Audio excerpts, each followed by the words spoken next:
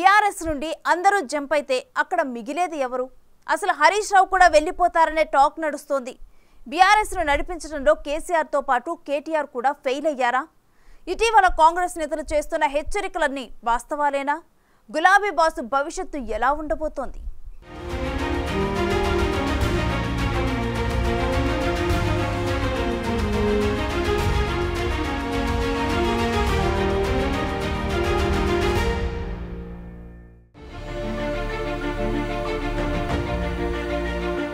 తానొకటి తలిస్తే దేవుడు ఇంకోటి ఏదో ప్లాన్ చేస్తాడట.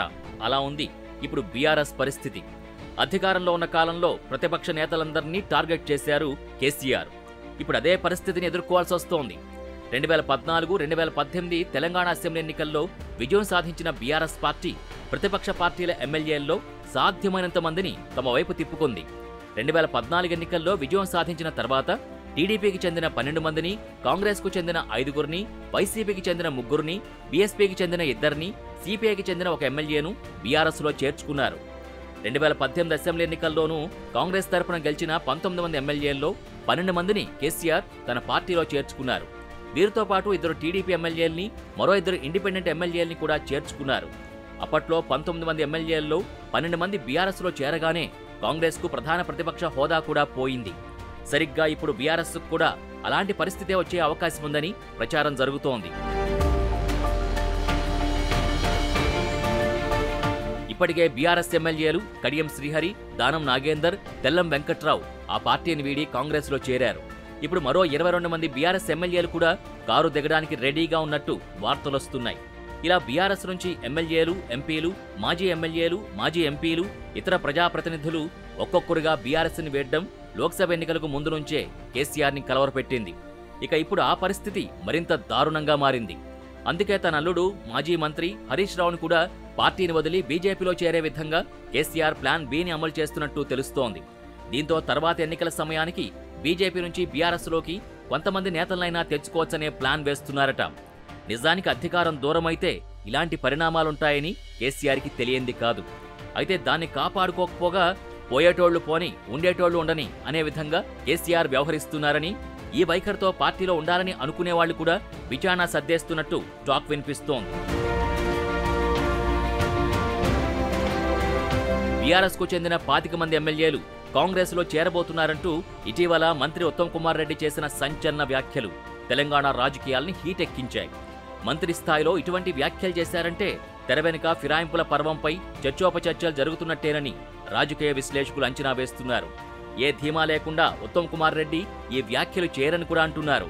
ఇక లోక్సభ ఎన్నికల తర్వాత కేసీఆర్కు బీఆర్ఎస్ పార్టీకి మనుగడే ఉండదని ఉత్తమ్ కుమార్ రెడ్డి గతంలోనే పేర్కొనడం ఇందుకు నిదర్శనమని విశ్లేషకులు అభిప్రాయపడుతున్నారు. అలాగే బీఆర్ఎస్ హయాంలో సాగిన ఫోన్ ట్యాపింగ్ వ్యవహారం కూడా ఆ పార్టీ పతనానికి ప్రధాన కారణంగా పరిణమించిందని, ఈ విపత్కర పరిస్థితుల్లో పార్టీ మారడం తప్ప అసంతృప్త ఎమ్మెల్యేలకు మరో ప్రత్యామ్నాయం కనిపించటం లేదన్న మంత్రి ఉత్తమ్ మాటల్లో సత్యం లేకపోలేదనే టాక్ వినిపిస్తోంది. మాజీ మంత్రి మేడ్చల్ బీఆర్ఎస్ ఎమ్మెల్యే మల్లారెడ్డి కూడా కారు దిగి తన మదర్ పార్టీ సైకిల్ ఎక్కేందుకు సిద్ధమవుతున్నారనే టాక్ వినిపిస్తోంది. అందుకు మేడ్చల్ నియోజకవర్గ బీఆర్ఎస్ ముఖ్య నేతలతో రహస్య మీటింగ్ ఏర్పాటు చేసి సమాలోచనలు జరిపారట. ఆస్తుల రక్షణకు మల్లారెడ్డి తెలంగాణలో సరికొత్త రాజకీయానికి తెరలేపే ఆలోచనలో ఉన్నారని రాజకీయ వర్గాలు మాట్లాడుకుంటున్నాయి. ఏపీలో చారిత్రక విజయాన్ని సొంతం చేసుకున్న తర్వాత తెలంగాణ రాజకీయాలపై టీడీపీ అధినేత చంద్రబాబు ఫోకస్ పెట్టారని, తెలంగాణలో మరోసారి పార్టీని బలోపేతం చేసే దిశగా ఆలోచిస్తున్నారనే వార్తలు వినపడుతున్నాయి. ఇందులో భాగంగా ప్రస్తుతం క్రియాశీలకంగా ఉండి బలం కోల్పోయిన తెలంగాణ నేతలకి టీటీడీపీ అధ్యక్ష పదవిని అప్పగించాలని అనుకుంటున్నారట. అందుకే టీడీపీలో చేరి పార్టీకి జవసత్వాలు తేవాలని ఆలోచిస్తున్నారట. ఇక AP CM Chandrababu, Telangana CM Revanth Reddy మంచి స్నేహితులు కావడంతో మల్లారెడ్డికి కేసుల వ్యవహారంలో కాస్త ఊరట దొరుకుతుందనే దిశలో ఈ ఆలోచన చేస్తున్నట్టు తెలుస్తోంది. అందుకే మల్లారెడ్డి తెలంగాణ టీడీపీలోకి వెడితే ఆయనతో పాటుగా మరికొందరు బీఆర్ఎస్ ఎమ్మెల్యేలు కూడా తీసుకెళ్తారని జోరుగా ప్రచారం జరుగుతోంది. ఇక ఇటీవల మెదక్, గ్రేటర్కు చెందిన ఎమ్మెల్యేలు సీఎం రేవంత్ రెడ్డితో భేటీ కావడంతో కాంగ్రెస్లో చేరుతున్నారనే ప్రచారం జరిగింది. కానీ ఎమ్మెల్యేలు మాత్రం మర్యాదపూర్వకంగా కలిశామని క్లారిటీ ఇచ్చారు. అయినప్పటికీ మెదక్ జిల్లాకు చెందిన మంత్రితో పాటు పఠాన్చెరు ఎమ్మెల్యే గూడెం మహీపాల్ రెడ్డి భేటీ కావడం చర్చకు దారితీసింది. కానీ మంత్రి దామోదర్ రాజనరసింహతో ఎమ్మెల్యే గూడెం సమావేశం అవడంతో పార్టీ మార్పుకి సంకేతమని అనుమానాలు మరింత పెరిగాయి. ఇప్పుడు బీఆర్ఎస్ను వీడబోయే 22 మంది ఎమ్మెల్యేల్లో మెదక్ జిల్లా నుంచి 5 ఎమ్మెల్యేలు కాంగ్రెస్ గూటుకొచ్చే అవకాశం ఉందని భావిస్తున్నారు. ఇదే జరిగితే కారు పార్టీ మనుగడ కష్టమేనని, స్థానిక సంస్థల ఎన్నికలొచ్చేసరికి బీఆర్ఎస్ ఖాళీ అయిపోతుందని రాజకీయ విశ్లేషకులు అభిప్రాయపడుతున్నారు. ఇక కేసీఆర్ ఈ పరిస్థితికి రావడానికి ఫోన్ ట్యాపింగ్ కేసు కూడా కారణమనే విశ్లేషణలున్నాయి. ఫోన్ ట్యాపింగ్ కేసు డొంక కదులుతున్న కొద్దీ కేసీఆర్ చుట్టూ ఉచ్చు బిగుస్తున్నట్టు ఆ పార్టీలో గుసగుసలు వినిపిస్తున్నాయి. ఎవరు ఆదేశిస్తే పోలీసు ఉన్నతాధికారులు ఈ ట్యాపింగ్ వ్యవహారానికి తెరతీశారు అనేది ఆధారాలతో సహా రుజువైన మరుక్షణం అరెస్టుల పర్వం మొదలవుతుందని, దీంతో కీలక సూత్రధారులే అరెస్ట్ అయితే ఇక ఆ పార్టీకి దిక్కెవరనేది కూడా పార్టీ ఎమ్మెల్యేల్లో గుబులు పుట్టిస్తున్నట్టు తెలుస్తోంది.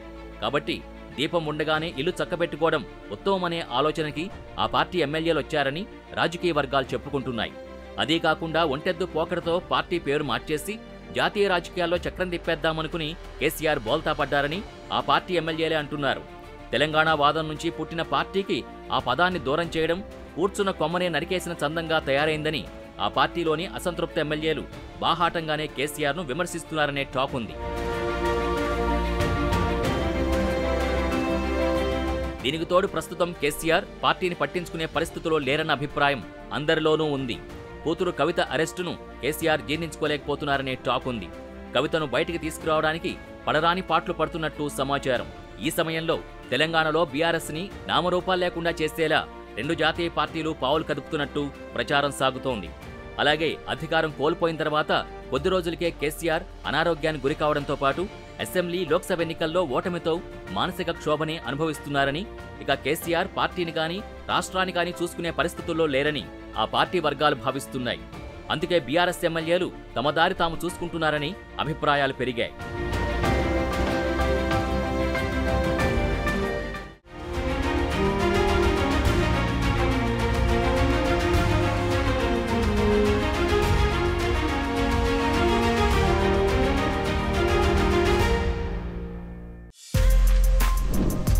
For more videos like this, subscribe Big TV channel.